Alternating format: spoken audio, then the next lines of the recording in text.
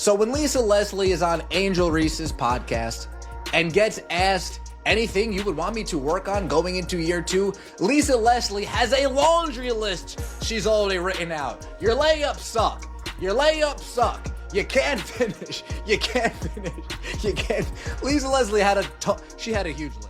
AngelReese's new podcast, Unapologetically Angel, offers a front row seat to what happens when a basketball star's ego outpaces her skills. And it's every bit as dramatic as you'd expect. I don't know what the scouts were looking at. I really don't. But following the 7, God has a plan, and it is what it is. And you ended up Chicago, but I'm just telling you. Going into season, you were ready. Thank you. Going into my season 2, what's some advice that you would give for me? AngelReese's new podcast, Unapologetically Angel, is quickly becoming infamous for all the wrong reasons. From WNBA legends roasting her missed layups to shockingly low viewership numbers, Reese's bid to stay relevant seems to be backfiring spectacularly. Even her mentor, LisaLeslie, didn't hold back when critiquing her game. But the most striking part? Reese still can't escape CaitlinClark's shadow, even on her own platform. What was meant to give fans a glimpse into Reese's life beyond the court has turned into an unintended comedy of errors. Every episode, regardless of the guest or topic, somehow circles back to Clark, leaving fans wondering if Reese's career is now more defined by her rivalry than her talent. This podcast has the basketball world buzzing, for better or worse. Buckle up, because it's a wild ride. AngelReese on the Unapologetically Clout-Chasing CaitlinClark podcast. I think that's what it's called. Unapologetic Clout-Chasing of CaitlinClark podcast, hosted by AngelReese. CaitlinClark feels like the invisible guest star Reese can't escape on Unapologetically Angel. Is it the guests who keep bringing her up, or is Reese subconsciously steering every conversation toward Clark? It begs the question, what's really going on in Reese's mind? Is this an intense rivalry, hidden admiration, or simply a testament to Clark's undeniable dominance in women's basketball right now? Whatever the case, Clark's presence looms large, even when she's not in the room. Episode after episode, the pattern is clear. One moment Reese is discussing her pre-game rituals, and the next, bam, someone's raving about CaitlinClark's latest record-breaking feat. It's almost comical how predictable it's become. Fans on social media are running wild with jokes, even suggesting the podcast be renamed The CaitlinClark Show, hosted by AngelReese. What started as Reese's platform is quickly turning into yet another stage for Clark's growing legend. Because of women's basketball, whenever you think of AngelReese, people often mention CaitlinClark. You've said in interviews, there's no beef, but the media keeps going on. This is your platform, so how do you feel about that situation? I think just being able to be in that moment of it happening, you never realize how something can literally change your life.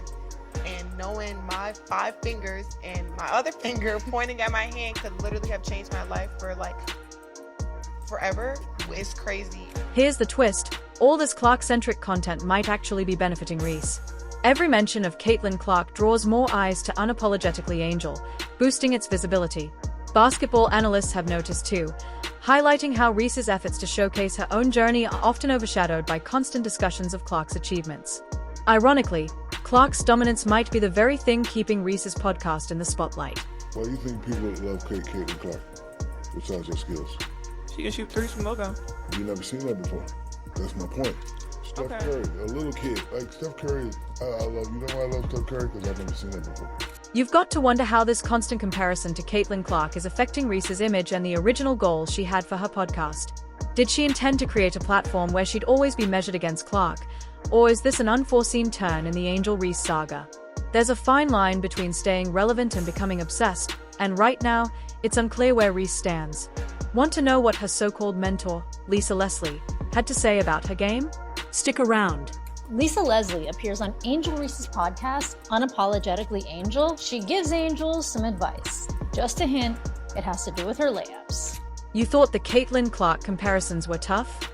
AngelReese's latest podcast episode just took a sharp turn into awkward territory when WNBA legend LisaLeslie joined the Unapologetically Angel studio. Fans probably expected some lighthearted conversation and maybe a bit of wisdom, but instead, they got a front row seat to what can only be described as a public roasting. Leslie, known for keeping it real, didn't hold back. She went full throttle with her brutally honest feedback. It was an unforgettable moment, to say the least. Going into my season 2, what's some advice that you would give for me? Season 2, I can't wait to work with you some more. The biggest advice I have for you is going to be how you shoot your layups, period. Let's break this down. LisaLeslie, a two-time WNBA champion and one of the most dominant players in women's basketball history, didn't waste any time getting straight to the point. She looked Reese dead in the eye and dropped this brutal truth. The biggest advice I have for you is how you shoot your layups. Period. Ouch. Can you imagine sitting there, hosting your own show, while your basketball idol essentially tells you your fundamentals need serious improvement? But hold on. It gets even more intense, or worse, depending on how you look at it. Leslie didn't pull any punches, making this episode one fans won't soon forget. It's just a fact. She is, it's more than a fact. She is not good at layups. But I was looking at her stats. I jotted some down right here, and she shoots an abysmal 39% from the field. She shot below 50% on shots less than 5 feet away, which is bad. And even worse than that is that shots from 5 to 9 feet, 13%. Leslie didn't just critique Reese's layup form. She went full statistician, pointing out that Reese shot a mere 39.1% from the field during her rookie season. For those unfamiliar with basketball stats, that's not great, especially when you consider Reese shot below 50% on attempts less than 5 feet from the basket. Basically, she was missing nearly half her shots from right at the rim, the easiest place to score from. Leslie's brutal honesty made it clear that Reese has a lot of work ahead of her. This is like WNBA leveling up and all eyes on her now. I think that she knows that she has to completely restructure her form because that is not the way to be efficient in the post position that she is in. At the post position that she's in, a layup is supposed to be a given. She needs to improve her touch around the rim, like all over the place, but she seems to take these desperation shots. Now picture this, Reese, probably sweating bullets, trying to keep her composure while Leslie keeps unloading harsh truths. It's like watching a train wreck in slow motion, uncomfortable, but you can't look away. The tension in that studio must have been so thick, you could cut it with a knife. And let's not forget, this is the same AngelReese who faced stat padding allegations all season, even causing her coach to lose his job. To top it off, Kennedy Carter roasted her when she left Chicago. The pressure on Reese is real, and it's only intensifying. Kennedy Carter Instagram account right here, guys. And I'm here to tell you, bruh, she's been going on a little rant all night long. Now, this is the tweet right here that kind of sparked everything. She stated, I think the ability to consistently make layups just put anyone in a different tier. So important to score easy. Now, a lot of people is insinuating that this tweet is towards AngelReese. Here's the thing about pro athletes, they love spilling the tea on social media. And when it comes to the Chicago Sky, Kennedy Carter cranked up the heat to a boiling point. You know those vague tweets that leave you wondering, what's really going on? Well, Carter dropped one that had everyone quickly connecting the dots. She tweeted about the importance of making layups. Innocent enough, right? Wrong. See, AngelReese had been struggling with her layups all season, posting a miserable success rate of just 42.4%, the worst in the WNBA. Out of 321 attempts, Reese only managed to convert 136. That's not just bad, it's maybe time to try underhand shots bad. Talk about an eye-opening stat. Just like I've been telling y'all, bro.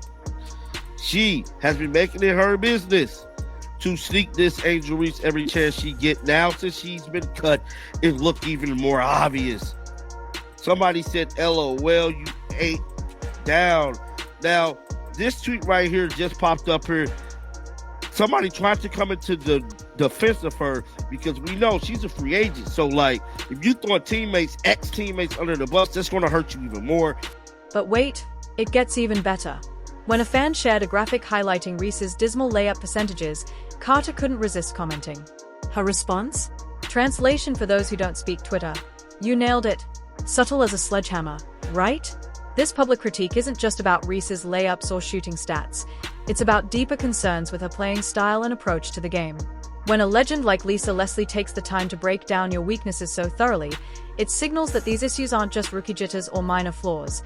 They are serious problems that need addressing.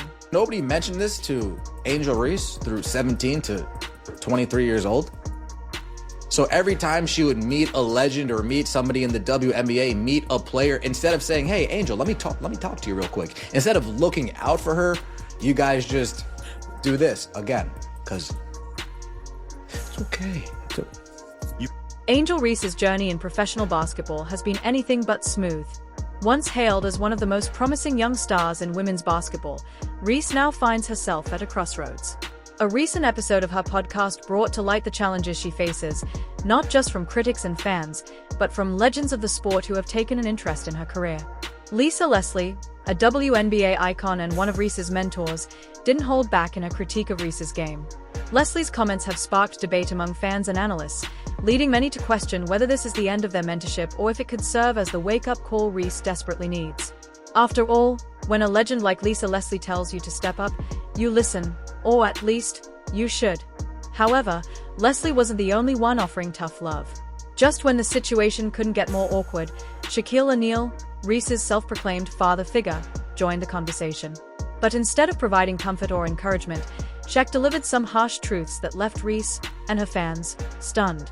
Shaq has never been one to sugarcoat his opinions, and his appearance on Reese's podcast was no exception. He pointed out significant flaws in Reese's game, particularly her layup technique, and questioned whether she had what it takes to be the Rookie of the Year. His exact words? She can't be Rookie of the Year because all she does is flip shots. But the critique didn't stop there. Shaq went on to compare Reese to Antoine Jamison, a former NBA player known for his unorthodox shooting style and solid career stats. While Jamison scored over 20,000 points in the NBA, he never reached the level of superstardom. For Reese, who aspires to be one of the greatest in women's basketball, this comparison was a reality check. The comparison caught many off guard. Antoine Jamison had a respectable career, but is not a name often brought up when discussing basketball legends. By likening Reese to Jamison, Shaq was essentially saying she's a good player, but not great. And certainly not the generational talent Reese sees herself as. There's an irony in Shaq's critique. While he advised Reese to stop comparing herself to others and focus on her own game, he was the one making the comparison. On one hand, he encouraged her to put in the work and improve. But on the other, he delivered a message that could easily be interpreted as, "You're not as good as you think you are." For Reese, who has built much of her brand on confidence and self-assuredness, this was a tough pill to swallow. Coming from someone like Shaq, who dominated the paint during his NBA career, the critique carried weight. It wasn't just another internet hot take, it was advice from one of the greatest to ever play the game. Shaq's critique might have been tough, but it's far from the biggest issue Reese is facing right now. Her recent performance in the new 3-on-3 league, Unrivaled, has only added fuel to the fire. Unrivaled was supposed to be a fresh and exciting addition to women's basketball, with Reese as one of its main attractions. However, the league's ratings have been dismal, barely managing to pull in 100,000 viewers per game after its opening weekend. For context, that's fewer viewers than many viral TikTok videos. This ratings disaster has led many to question Reese's influence on the sport. When she first entered the WNBA, Reese claimed to be one of the main reasons people were tuning into women's basketball. But the numbers tell a different story. Without players like CaitlinClark or the high stakes of the NCAA tournament, Reese's games are struggling to draw attention.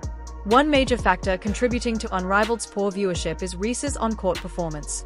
Her layup percentage stands at a disappointing 42.4%, meaning she's missing more shots than she's making, even from close range. For a player who operates primarily near the basket, this is a significant issue. Fans have noticed, and they haven't been shy about voicing their opinions. Social media has been brutal, with one fan commenting, "You need to work on those layups. You can't make one to save your life." Such harsh criticism from fans is a clear indication that Reese's on-court struggles are affecting her popularity. While her personality and confidence have earned her a substantial following, basketball is ultimately a performance-based profession. Without consistent performances, even the most charismatic players can lose their shine. Reese's struggles on the court are also affecting her off-court brand. She has been vocal about her role in popularizing women's basketball, but the current state of Unrivaled suggests otherwise. Women's basketball is indeed experiencing a surge in popularity, but much of that is credited to players like CaitlinClark, whose performances have captivated audiences. Meanwhile, Reese's claims of being a major draw are being challenged by the reality of declining viewership numbers. Even Reese herself seems to be feeling the pressure.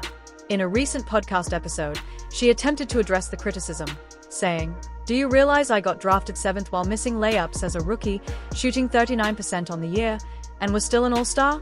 And that was the worst you'll ever see me. While this statement shows a degree of self-awareness, it also raises concerns. Rather than acknowledging the need for improvement, Reese appears to be defending her shortcomings. Her argument essentially boils down to, "I can't get any worse," which isn't exactly reassuring for fans hoping to see her grow into a top-tier player. Reese's individual struggles are